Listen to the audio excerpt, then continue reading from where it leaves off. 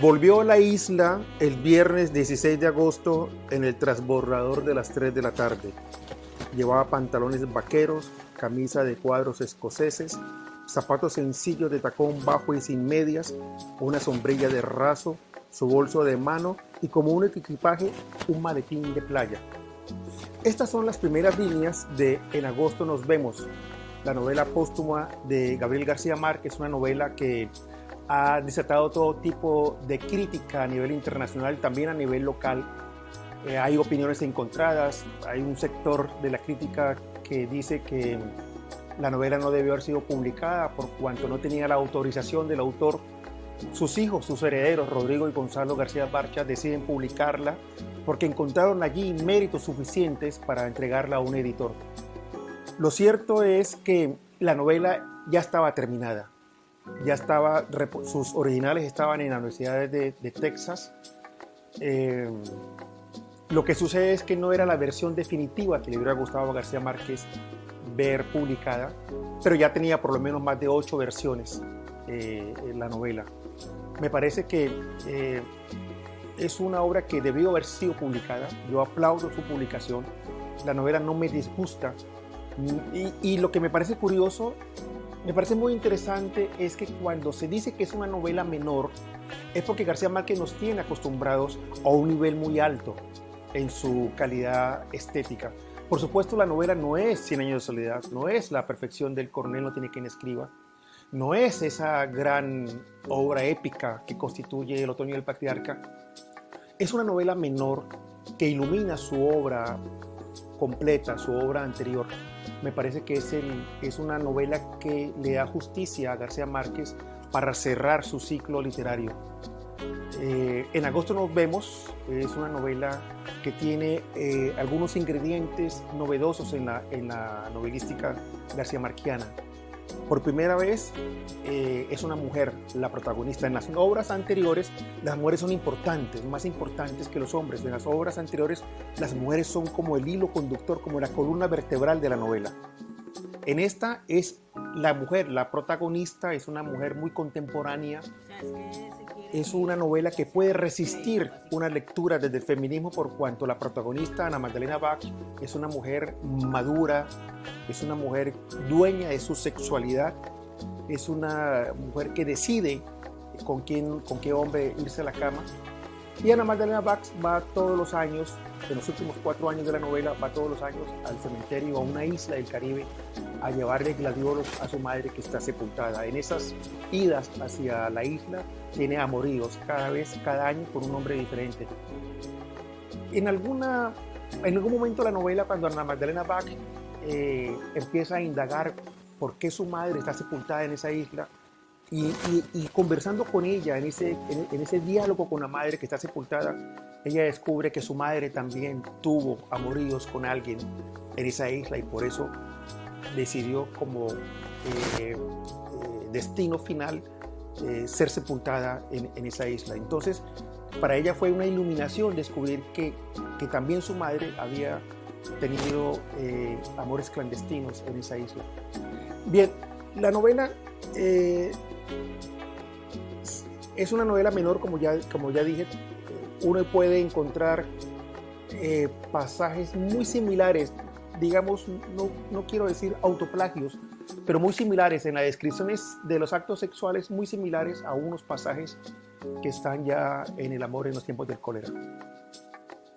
Tiene momentos luminosos, tiene frases que recuerdan a García Márquez poderoso, tiene ese ritmo musical que identifica la prosa de García Márquez.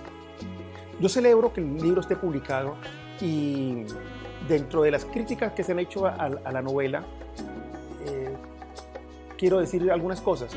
Por ejemplo, desde la publicación de Cien años de soledad, no, desde antes, desde La hojarasca, las obras de García Márquez han tenido críticas a favor y críticas en contra. La primera novela, La hojarasca,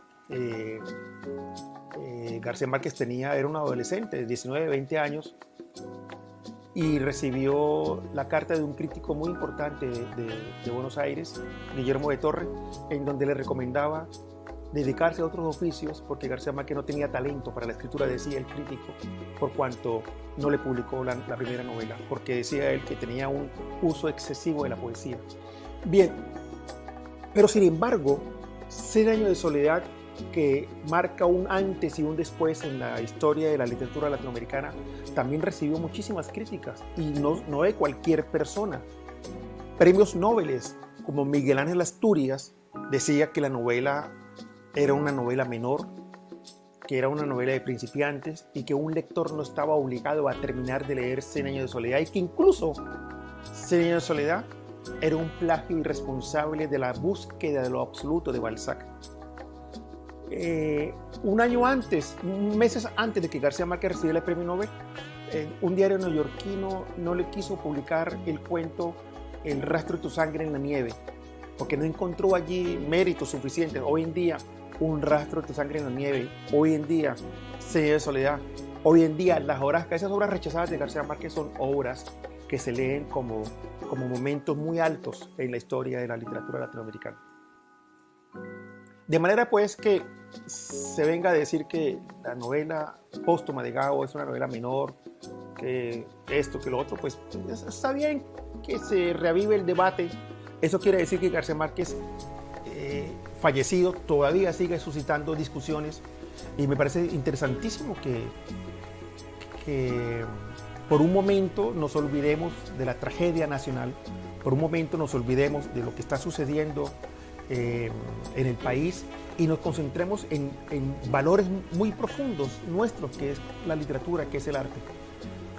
Ahora bien, de la crítica que se ha hecho en torno a la novela de García Márquez, lo único que no me gusta, lo único que no me parece, es ese sector que predica que esta obra no debe ser leída.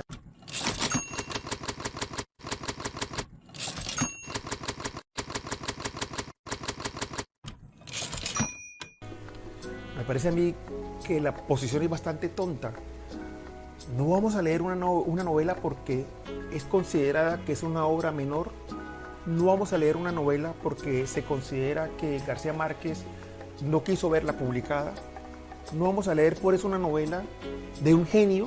A García Márquez uno le lee hasta la lista del mercado. A García Márquez uno le lee hasta el piropo que dejó escrito en cualquier momento de su vida. En un país como Colombia, que tiene un nivel muy bajo de lectura,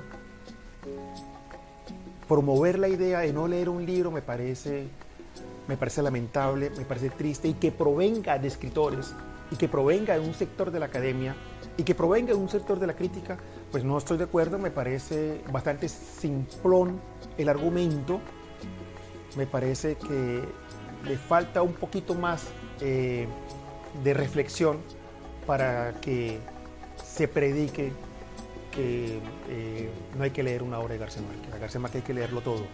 Y me parece que estamos dando un mal mensaje, o están dando un mal mensaje, promoviendo la idea de que no hay que leer a García Márquez. No, todo lo contrario. Hay que leerlo porque, digamos, no solamente es el autor cuyas obras nos han dado como colombianos una identidad nacional, una identidad estética, nos formó como colombianos, somos como nación gracias a las obras de García Márquez. Entonces, viendo el debate que se ha generado en torno a la obra de García Márquez, que siempre, todas las obras han generado debates, me puse a leer los foristas, los que discuten debajo de las publicaciones, y encontré que se vuelve a repetir lo mismo que se ha dicho toda la vida sobre García Márquez. Esas eternas discusiones en torno a García Márquez, probablemente de gente que no lo ha leído, y para justificar que no lo ha leído, entonces empiezan a hacer discusiones extraliterarias. Por ejemplo, hay dos argumentos que siempre he leído en torno a García Márquez en contra, para desprestigiarlo. Uno, que García Márquez vivió muchos años en México y por lo tanto García Márquez no es colombiano, que es mexicano. Y que como se fue para México, entonces quiere decir que García Márquez no quiere al país, quiere decir que García Márquez no quiere a Colombia. Bueno, hay más argumentos, más diatribas en contra de García Márquez, pero vamos a ver si vamos a ir analizando una por una. No sé si me alcanza el tiempo, pero vamos a ver hasta dónde alcanzamos. Cuando señalan primero hay que decir que la primera novela de García Márquez fue una novela que no se publicó, ninguna editorial le prestó atención a García Márquez. Él la tuvo que publicar de su propio bolsillo. Hay que decir también que la carrera de García Márquez es una carrera hecha a pulso, contra viento y marea. Hay que señalar también que García Márquez se fue para México perseguido por el gobierno de Iturbide Ayala. Gabo recibió la información privilegiada de unos amigos que le informaron que el gobierno de Iturbide Ayala, ustedes recordarán que bajo el tristemente célebre Estatuto de Seguridad estaban deteniendo a todos los intelectuales de izquierda. Detuvieron al maestro Luis Vidal, es un poeta anciano de 80 años, detenido en las caballerizas de Usaquén, torturado, manteniéndolo despierto todo el tiempo. Si no respetaron al maestro Vidales a esa edad honorable de los 80 años, que iban a respetar a García Márquez en el furor más alto de su popularidad, que le iban a respetar cuando García Márquez era tal vez la cabeza más visible de la izquierda colombiana? Y habían detenido a escultores, poetas, escritores, y García Márquez estaba en la lista. Pues García Márquez, que no es tonto y que sabe muy bien cómo se operaba en ese momento las leyes en Colombia, pues se fue para la embajada mexicana y luego se fue para México. México lo recibió con brazos abiertos, México lo adoptó como un hijo querido, México le dio las condiciones laborales que necesitaba García Márquez. En México escribió Cien años de soledad. En México encontró un equipo solidario con el cual podía ir desenvolviéndose en el campo del cine, en el campo de la literatura y en el campo de la publicidad. Y México le dio lo que Colombia no le otorgó.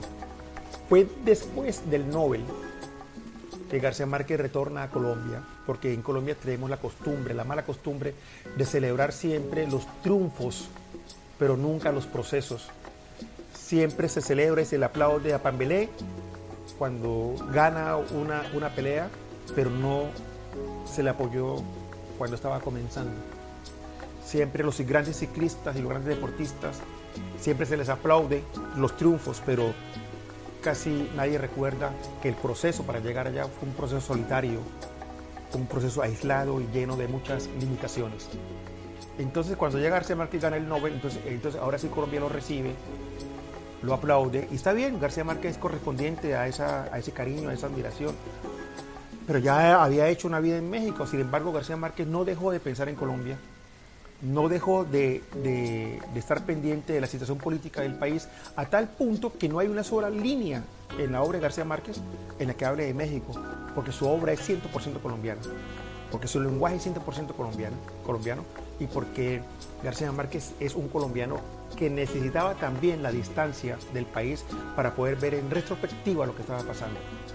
Eso para los que piensan que García Márquez se fue a México porque quiso. No fue porque quiso, se fue porque estaba obligado a irse, porque estaban desapareciendo a la gente de izquierda en Colombia en el gobierno de Iturbide Ayala.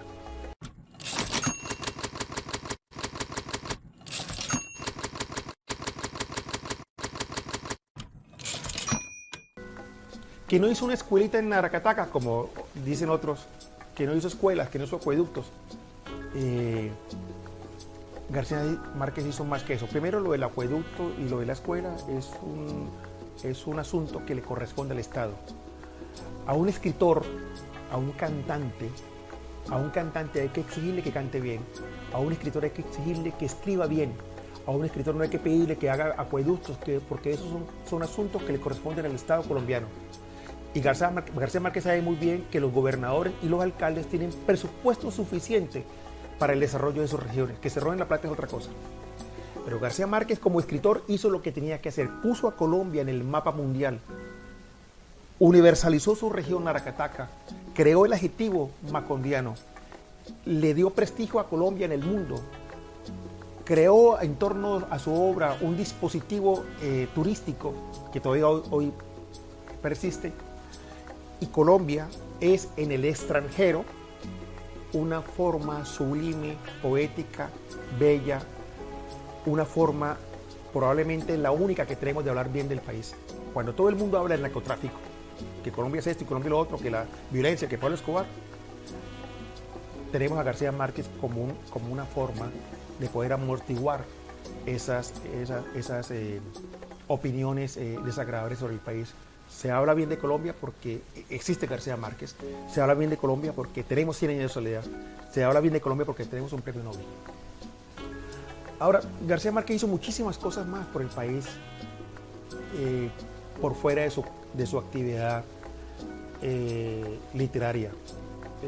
Participó en los diálogos de paz del M-19, creó el comité de defensa de presos políticos, todo con su dinero de su bolsillo ganado con su máquina de escribir. García Márquez fue el inspirador de la creación del Festival Vallenato. García Márquez contribuyó en la redacción de la Constitución del 91. Hay una serie de cosas, la cantidad de presos políticos que García Márquez logró liberar de las cárceles de América Latina son incontables. De manera pues que decir que García Márquez vive en México y por lo tanto no ha hecho nada por Colombia es demasiado injusto, y es injusto en la medida en que no se tienen las suficientes lecturas o la suficiente información para evaluar este tipo de temas. Bien, en agosto nos vemos, entonces es una novela póstuma escrita por Gabriel García Márquez que yo recomiendo leer. Es una novela que forma parte de un proyecto que él tenía de hacer 3 novelas cortas. No son cuentos, no es tampoco una novela. Los franceses inventaron el término nouvelle, que es el intersticio, que es el espacio, que es la forma intermedia entre el cuento y la novela. Una novela corta o un cuento largo, 6 capítulos breves que se leen como cuentos aislados, pero también tienen una continuidad. Es una novela que, leyéndola, uno cambia la forma que uno tenía, cambia la forma y cambia las ideas que uno tenía de las novelas anteriores, de Memorias de Beputas Tristes y del Amor y otros demonios. Yo pienso que esta novela modifica las lecturas de las 2 últimas novelas de García Márquez. Esta me parece mejor que Memorias de Beputas Tristes. Me parece que está más humana, menos pretenciosa. En Memorias de Beputas Tristes hay pasajes que son difíciles de asimilar, difíciles de aceptar en cuanto a lo verosímil de la historia. Esta sí es una novela humana, esta es una novela escrita con las tripas, en su último aliento, y me parece que es un testamento y vale la pena leerlo con estas claves. En agosto nos vemos, pero también nos vemos en el siguiente programa.